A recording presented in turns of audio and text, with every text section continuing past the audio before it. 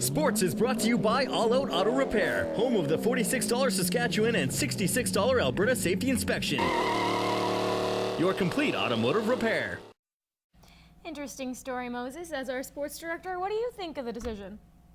You know what? I don't mind it. Actually, I'm not necessarily the biggest MMA guy, but I'll say this, that, they should allow it. Could it beef shouldn't up be a the problem. safety?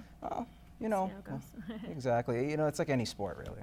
And now we're turning to a different sport. We're going to be talking about another Allan Cup preview. You and Mike Baden have been working hard, busting these out for us. Yeah, in this edition, the Allan Cup, but we'll talk about the 2005 team.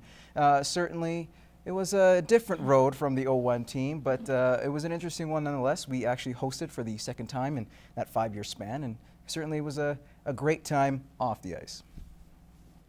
In 2005, the 97th Allan Cup was handed out on home ice, but once again, the Borderkings couldn't capture the title. On this week's Road to the Allan Cup, Mike Baden talks about the ups and downs of the tournament. The 2005 Allan Cup brought much excitement to the Border City, and because of the NHL lockout, the tournament garnered more media attention than usual, but ended up being a disappointing tournament on the ice for the Borderkings. We came out really hard and we wanted to play really well against Horse Lake, and it was over in the first 20 minutes. And we were out of the game early. And we tried to rebound the next game, and it just kind of snowballed on you. And in a short tournament like that, when you're playing games that close apart, things can really snowball for you, and they did for our team.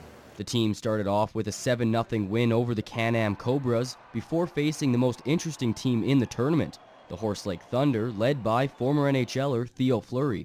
Horse Lake, without a doubt, drew a lot of fans into this rink. People wanted to see Theo Fleury and the gang play, and they also wanted to see him lose, and they got to see both. Although the Borderkings got beaten by the Thunder 9-2, the Civic Center packed in some of the largest crowds of all time. We had some record-setting crowds here at the Civic Center, crowds that I don't think with now the new facility and the renovations done to it, you'll never see crowds like in this rink ever again. For the second straight time on home ice, the Borderkings were forced to exit the tournament early with a quarterfinal loss to the Thunder Bay Bombers. You go into games as a Border King, and the guys know it, you're expected to win, and if you don't win, they're wondering what's wrong with you. Mike Baden, Newcap Sports. Now, after losing to Fort Mac last season, which was the closest series in the playoffs thus far, the expectations for the Pontiacs were high. Unfortunately, after they had a up and down season this year, finishing 5th in that North Division. As Clayton Brown explains, the team knows with a strong performance in the playoffs, the disappointment of the regular season will be all forgotten. Despite a roller coaster season, the Bonnyville Pontiacs still had a chance to set a franchise record in points. That was until February came. The team finished the regular season losing 9 of its last 10, but the Pontiacs say it's a fresh start in the playoffs. Our last 10 games, not really what we wanted, but we got a clean slate now and heading to Sherwood Park. Just ready, focused, and ready to go. We look forward. You can't drive a car looking in the rearview mirrors, so our focus is getting ourselves ready and getting our game to where we know we can get it. Bonnyville will face off against the Sherwood Park Crusaders in the opening round. During 6 games in the season, the Pontiacs and Crusaders racked up over 300 penalty minutes against each other, proving a rivalry is growing. Both teams want victory and want to beat each other, and so that right away creates. And when you face each other so much in such key periods of the time in the season, I think that creates all that stuff. This is the 3rd year in a row Bonnyville will meet Sherwood Park in the first round. The Pontiacs have swept the previous 2 series, but they'll have their hands full with a much improved Crusader team. They got a lot of skilled guys in their team on their front end and their back end. They got a great goaltender. It's definitely not going to be easy going into there. We got to earn everything we get. We're going to have to come and we're going to have to play hard. We're going to have to be physical. Being disciplined within our system, but also being disciplined within penalties is going to be key. But we're going to have to bring that edge to us, that fire to our game. The Pontiacs open the series in Sherwood Park Saturday night. In Bonnyville, Clayton Brown, Newcap Sports. All right, well, thanks, Clayton. The AJHL announced its award winners for the 2011-2012 hockey season.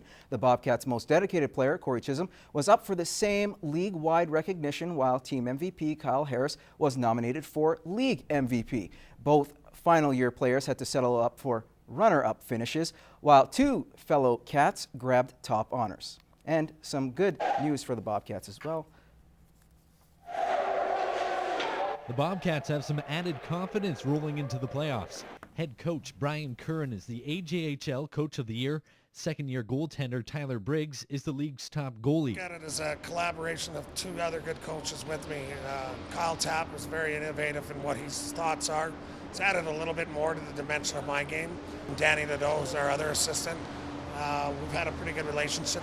Don't really know what to say about it. Just did the best I could this year. It was one of my goals right from the beginning of the year. And I just got to thank my teammates because as goalie, it's not individual job, it's the defense and everyone around you working in the D zone. Briggs is the first goalie in franchise history to win the award, setting new Bobcat standards with 4 shutouts and a 1.98 goals against average.